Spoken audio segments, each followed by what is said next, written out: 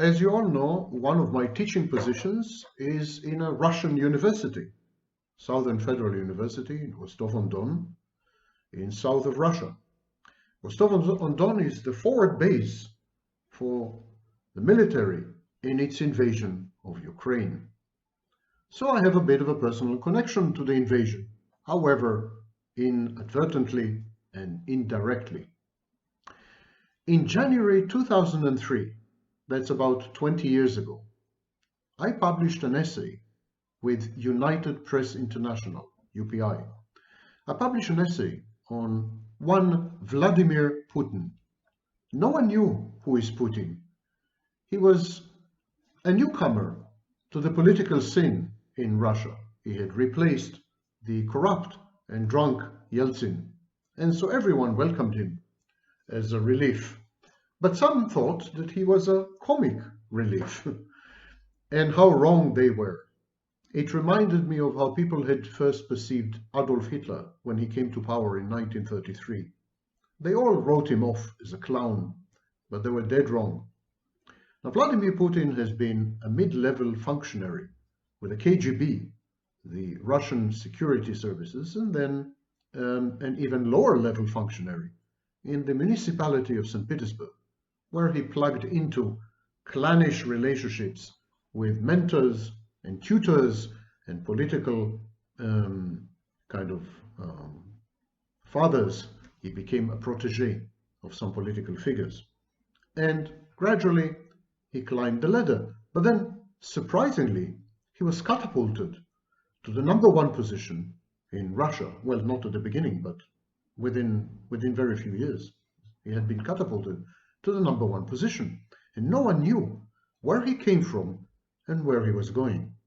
In 2003, 20 years ago, at the very inception of his career, I attempted an appraisal and went out on a limb and risked a few predictions. One of these predictions said that within a few years, Putin will be forced into a war in Eastern Europe, probably with one of the countries that had formerly been incorporated in the USSR. And right I've been. What I would like to do is read this essay to you, because it had aged well, and I think it holds very true and contains many, many clues as to the personality of this enigmatic political leader. Some consider him a ruffian, a thug, and a scoundrel. Others, like Donald Trump, consider him a strategic genius. Mind you, being appraised or evaluated by Donald Trump as a genius is hardly a compliment, but still. Okay, let's get to the point. Let me read to you the essay. The essay is titled Russia's Second Empire. It was published in January 2003, United Press International. And it starts this way. Peter the Great oriented a reluctant Russia towards the West, its technologies and its work ethics, if not its values. 2 centuries later, Russian aristocracy was French, its military and commerce were German, its monarchy half British, its culture and literature at the core of mainstream Europe. Putin is aiming to reverse all this by firewalling Russia, weaning it off its dependence on the West and reorienting it towards Asia, from China to the Middle East. It is a gargantuan reversal. Remember, this essay had been written in 2003, 20 years ago, literally a year or two after Putin had come to power and was an unknown quantity. Okay, continue with the essay. And I want to draw one such parallel between Putin and another leader in history. We start with an overview. Karl Marx regarded Louis Napoleon's Second Empire as the first modern dictatorship, supported by the middle and upper classes, but independent of their patronage, and thus self-perpetuating. Others went as far as calling it proto-fascistic. Yet the Second Empire was insufficiently authoritarian or revolutionary to warrant this title.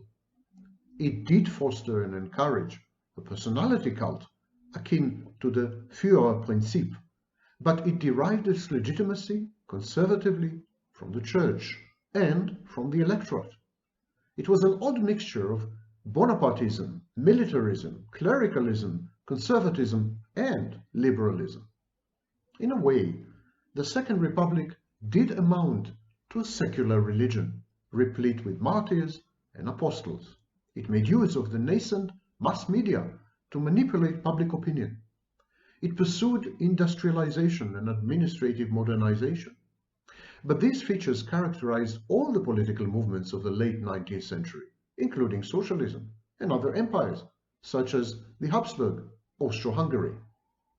The Second Empire was above all inertial. It sought to preserve the bureaucratic, regulatory, and economic frameworks of the First Empire.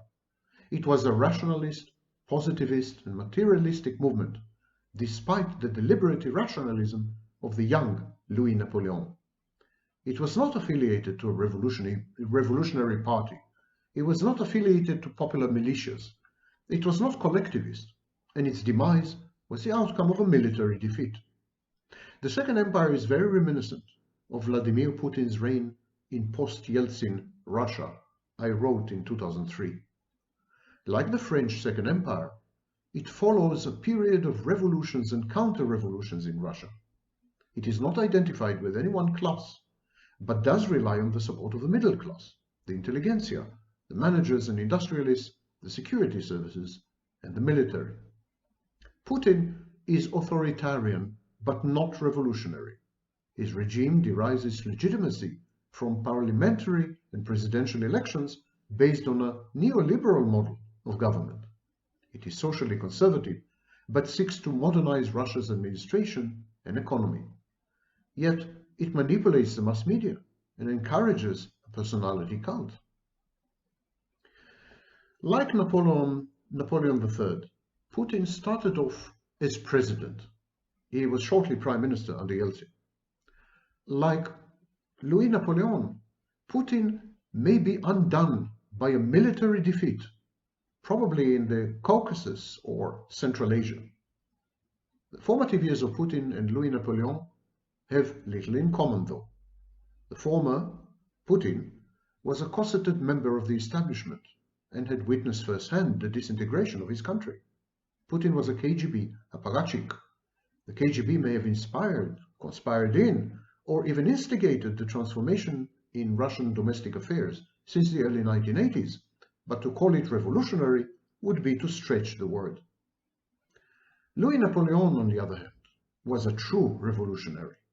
He narrowly escaped death at the hands of Austrian troops in a rebellion in Italy in 1831. His brother was not as lucky, by the way. Louis Napoleon's claim to the throne of France in 1832 was based on a half-baked ideology of imperial glory concocted, disseminated, and promoted by him. In 1836 and in 1840, he even initiated failed coup d'etat. He was expelled even from neutral Switzerland, which is quite an achievement, and he was exiled to the United States of America. Where else?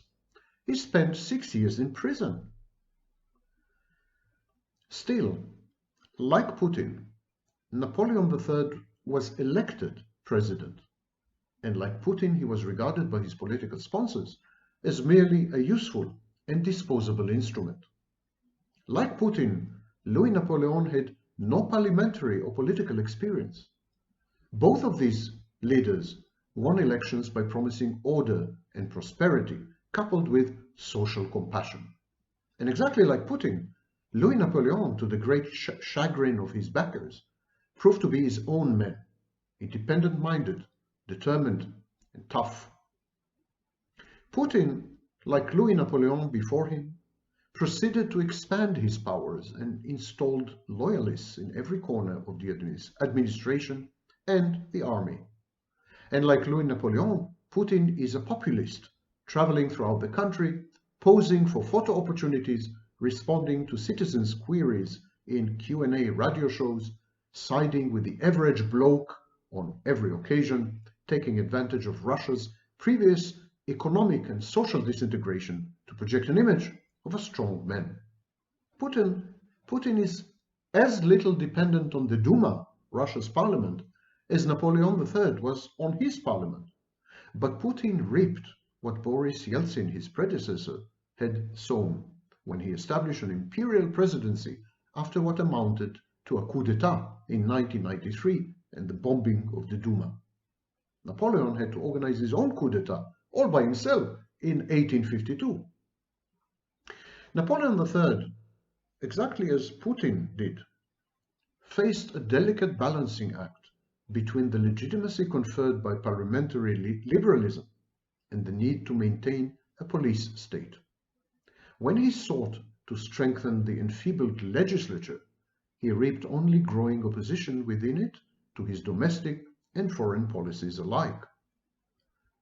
So, Louis Napoleon liberalized the media and enshrined in France's legal code various civil freedoms. But he also set in motion and sanctioned penumbral, all-pervasive and clandestine security apparatus, which regularly gathered information on millions of Frenchmen and on foreigners. Putin didn't go that far. Putin is considerably less of an economic modernizer than was Napoleon III. Putin also seems to be less interested in the social implications of his policies, in poverty alleviation and in growing economic inequalities and social tensions within Russia. Napoleon III was a man for all seasons, a buffer against socialism, as well as a utopian social and administrative reformer. Business flourished under Napoleon III, as it does, or did rather, under Putin. Remember, the essay was published in 2003. The 1850s witnessed rapid technological change, even more rapid than today's, by the way. France became a popular destination for foreign investors. Napoleon III was the natural ally of domestic businessmen until he embarked on an unprecedented trade liberalization campaign in 1860. Similarly, Putin is nudging Russia towards WTO membership and enhanced foreign competition, alienating in the process the tycoon oligarchs, the industrial complex, and the energy behemoths. What about foreign policy? Napoleon III was a free trader, and so is Putin, by the way. Napoleon III believed in the beneficial economic effects of free markets and in the free exchange of goods, capital, and labor. So does Putin. But economic liberalism does not always translate to a pacific foreign policy. Napoleon III sought to annul the decisions of the Congress of Vienna in 1815 and to reverse the trend of post-Napoleonic French humiliation. He wanted to resurrect Great France, pretty much as Putin wants to restore Russia to its rightful place as a superpower. But both pragmatic leaders realized that this rehabilitation cannot be achieved by force of arms and with a dilapidated economy. Napoleon III tried to co-opt the tidal wave of modern revolutionary nationalism to achieve the revitalization of France and the concomitant restoration of its glory. Putin strives to exploit the West's aversion to conflict and addiction to wealth. Napoleon III struggled to establish a new, inclusive European order, as does Putin with NATO and to a lesser degree with the European Union today. Remember, this was 2003. Putin artfully manipulated Europe in the wake of the September 11 terrorist attacks on the United States, his newfound ally. Putin may yet find himself in the enviable position of Europe's arbitrator, NATO's most weighty member, a bridge between Central Asia, the Caucasus, North Korea and China, and the United States. The longer Putin's tenure, the more likely he is to become Europe's elder statesman. This is a maneuver reminiscent of Louis Napoleon's following the Crimean War, when he teamed up with Great Britain against Russia. Like Putin, Napoleon III had modernized and professionalized his army. But unlike Putin hitherto, Louis Napoleon actually did go to war against Austria, moved by his oft-thwarted colonial and mercantilist aspirations. And here is this segment of the essay which is a bit prophetic. Putin is likely to follow the same path as Louis Napoleon, probably in Central Asia, but possibly also in the Baltic and Eastern Europe as well. Reinvigorated armies and industrialists often force expansionary wars upon their reluctant, ostensible political masters. Should Putin fail in his military adventures, as Napoleon III did in his, and should he be deposed as Napoleon had been, these eerie similarities will have come to their natural conclusion. This essay was published in January 2003.